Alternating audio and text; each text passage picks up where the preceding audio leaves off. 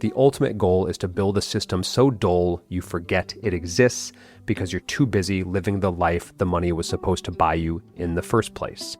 Not just compounding dollars, but compounding mental bandwidth, knowing I don't have to chase, tweak, or outwit the market every day. And that, to me, is wealth. Hello, friends. This is Tyler Gardner welcoming you to another episode of your Money Guide on the Side, where it is my job to simplify what seems complex, add nuance to what seems simple, and learn from and alongside some of the brightest minds in money, finance, and investing. So let's get started and get you one step closer to where you need to be. I don't know if you all know about this one, but there's a strange genre of YouTube video called What's in My Bag, where people empty their backpacks or purses and show their chapstick collection like it's a state secret. Not gonna lie, I always wait to see what's in their bag. This episode is kind of like that, except instead of my bag, it's all my financial accounts. For some reason, no matter how theoretically sound we can be on these shows, people still tend to prefer seeing how others actually invest. So, what's in my financial bag? Well, to start, instead of chapstick, it's index funds and money markets, which, to be fair, are about as sexy as chapstick, and not even the fun-flavored kind. We're talking the plain, unscented stick you lose in your winter coat pocket and find 3 years later, still somehow usable. But unlike most YouTubers, I promise there's no ring light or mystery pouch unless you count the mystery of why Vanguard's website still looks like it was coded on Netscape. Today, I'm walking you through exactly how I invest my money right now in 2025 and why. As a standard precursor, no, this is not advice. No, I no longer have financial licenses anyway. And no, I'm not saying what's right for me is right for you. But I'll do my best to clarify how I think about each account and each investment so you can use this episode as a mirror the next time you're looking to put on some financial chapstick. We will explore the contents of my Roth IRA, my taxable brokerage, my SEP IRA, and even my glorified piggy bank, the wonderful world of money markets. I'm not here to sell you any of these funds, nor do I get paid to promote them. These are just the funds I currently use and why they work for me in different types of accounts.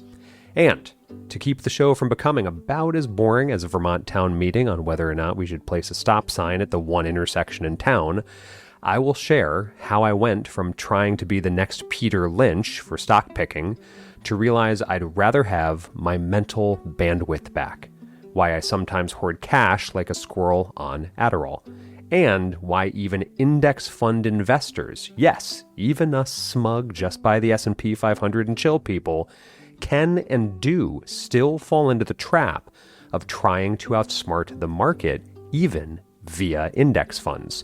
For the record, those Vermont town meetings usually last 3 hours, include 2 fistfights, and still end with no stop sign. But before we dive in this week, I do want to ask for one quick favor from you. If you find this helpful and have a few moments to help make this show even better, please fill out the survey linked in the show notes. It takes about 97 seconds, and it helps me figure out who you are, what you want, and how I can make this show a little more useful than a variable annuity prospectus written by lawyers who were clearly paid by the comma, or possibly by the semicolon, judging by how unhinged some of those sentences are. All right, so let's unzip my backpack and see what's inside. Spoiler, not a MacBook Air or a travel-sized bottle of Dry Bar shampoo. It's just a depressing amount of ETFs that have all the sex appeal of a muni bond. So here we go, Section 1, my Roth IRA. There's a story that you might have heard about Peter Thiel, PayPal guy, hobbit-like recluse, professional Bond villain impersonator, turning his Roth IRA into a $5 billion tax-free money palace. How? By stuffing early shares of PayPal into it when they were worth about the price of a Dunkin' iced coffee.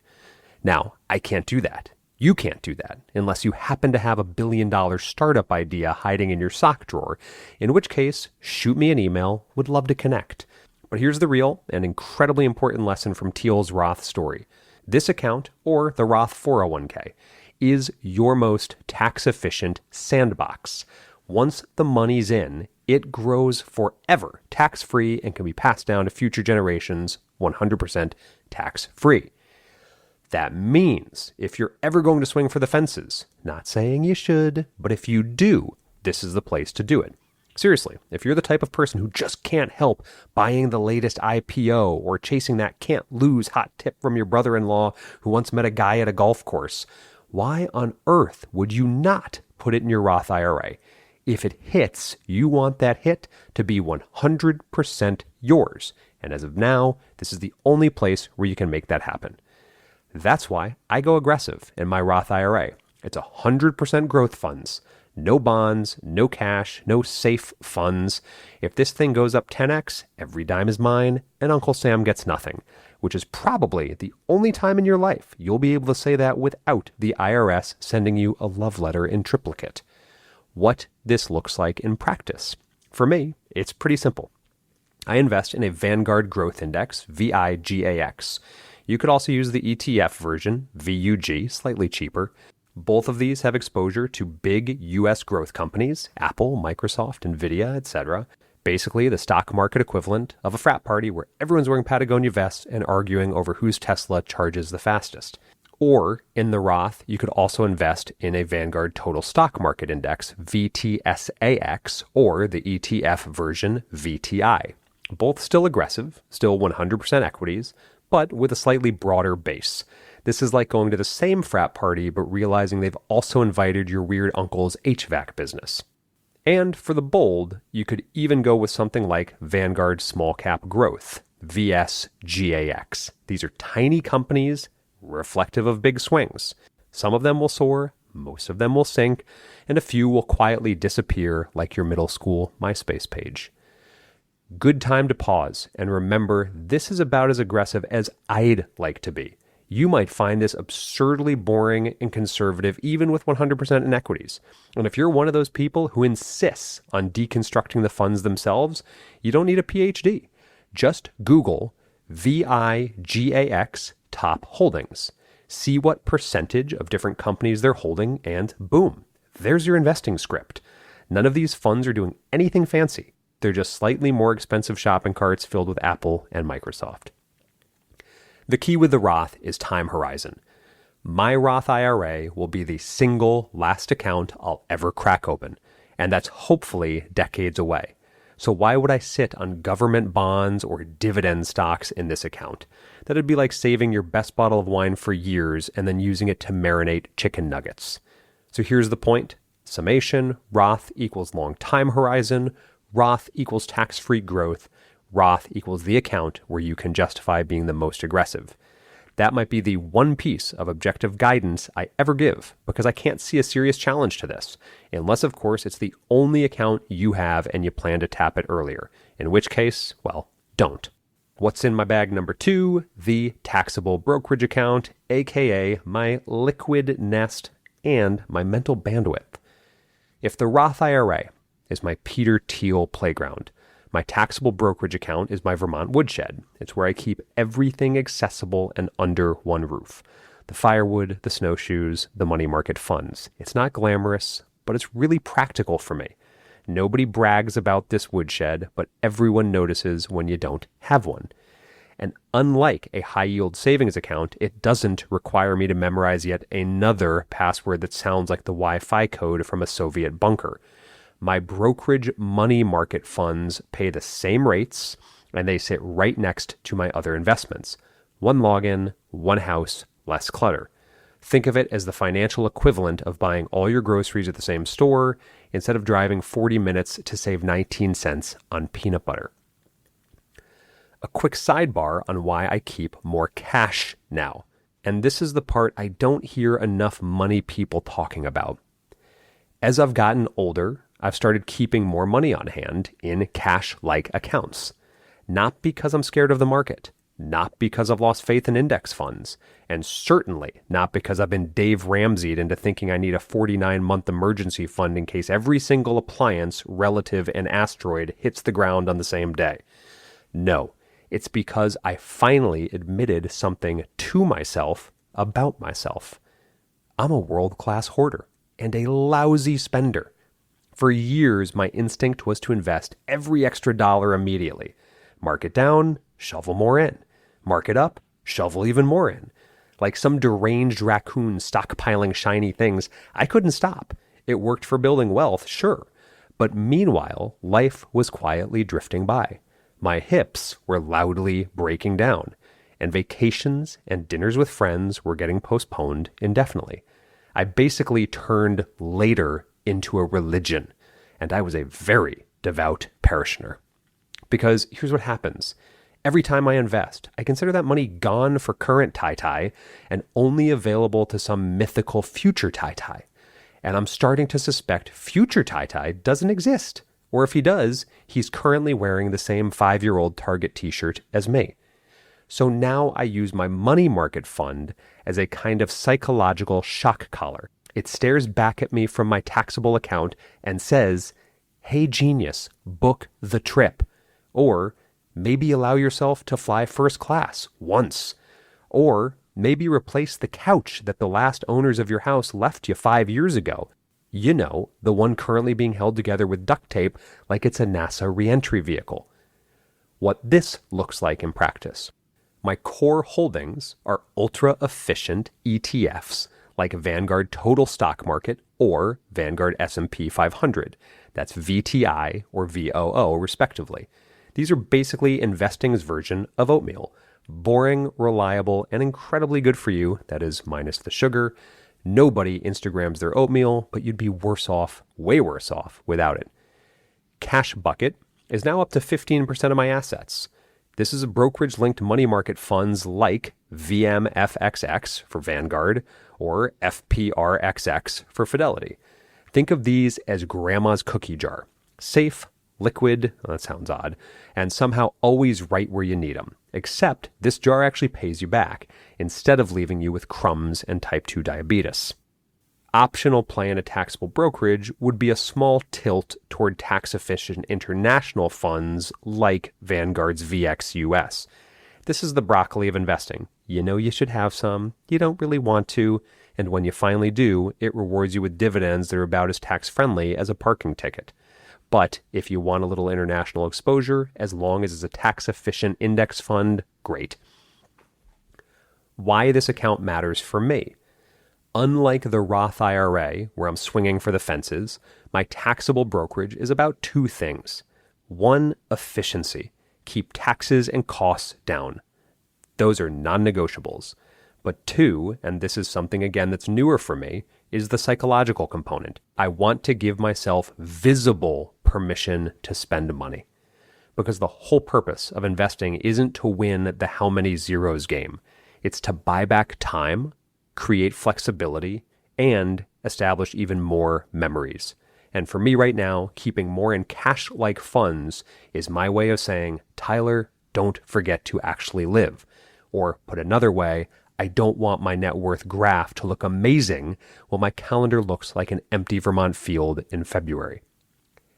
What's in my bag? Number 3, pre-tax accounts, aka the tax bracket tamer when you need it.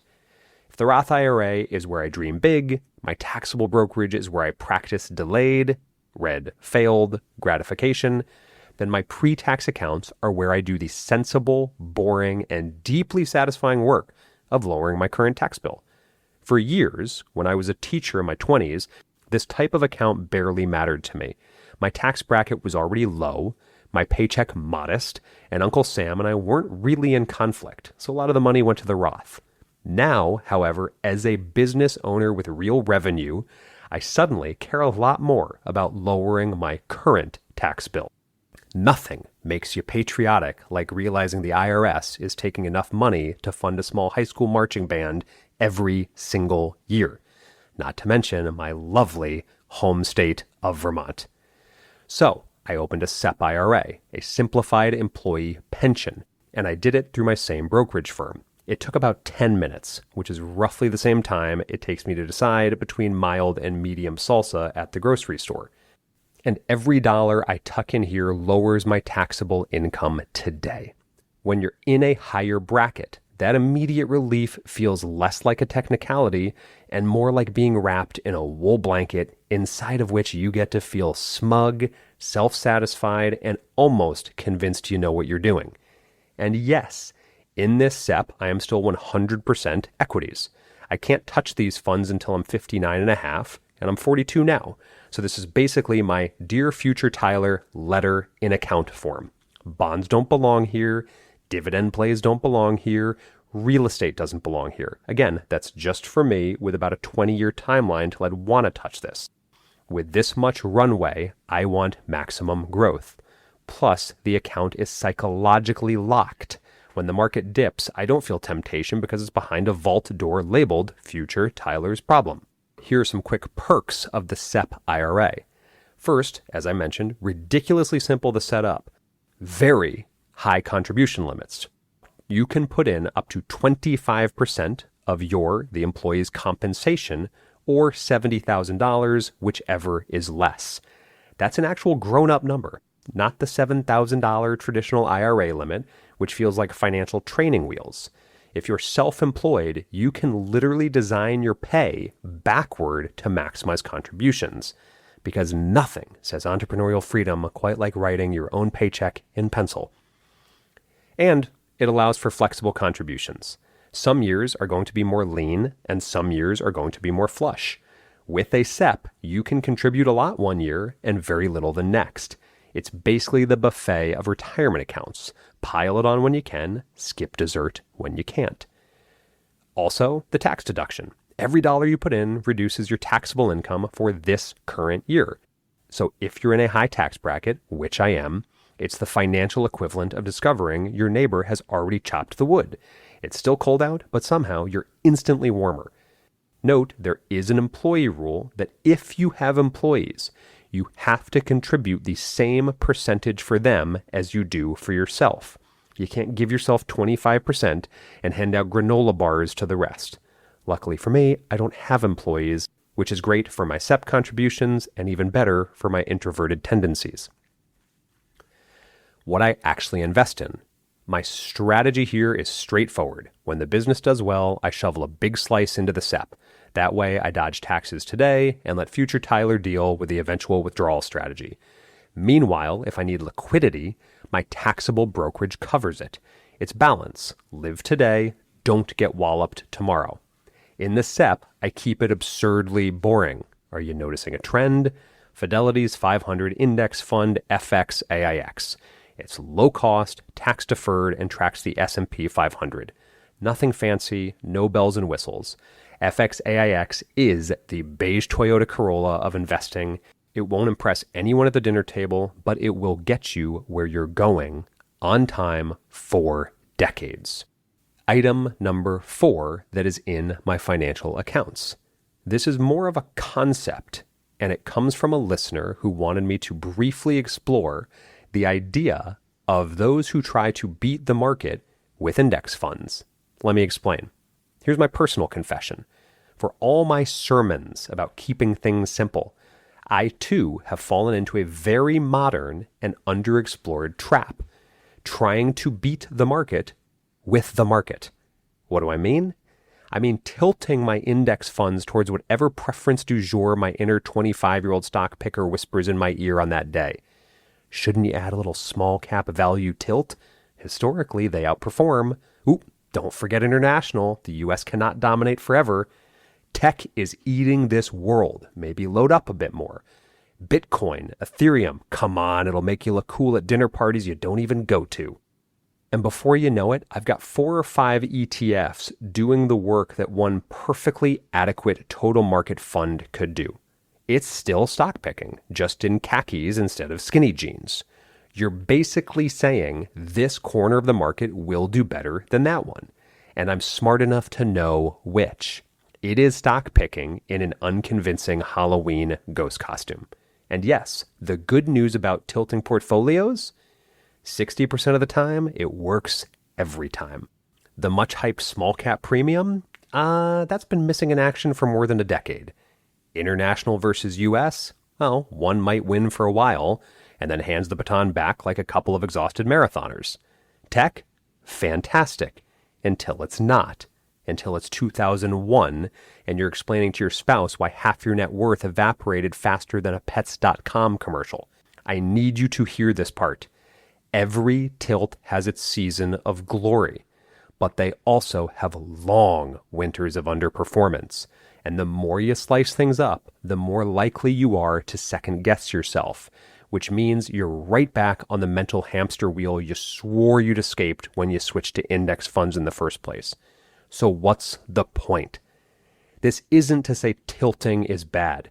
It's doable, fine, sometimes even fun, like sprinkling hot sauce on a perfectly good meal. But the real question becomes, does it actually improve your outcome or just give you the illusion of control? For me, the lesson has been this. The true victory of index funds is not squeezing out another 0.5% by betting on small cap or international. The victory is buying back your mental bandwidth, not checking charts, not wondering if you guessed right, not carrying around the burden of prediction like it's a second mortgage. I haven't tracked my performance against a benchmark in 5 years since I did this professionally, and I can't tell you how liberating that is.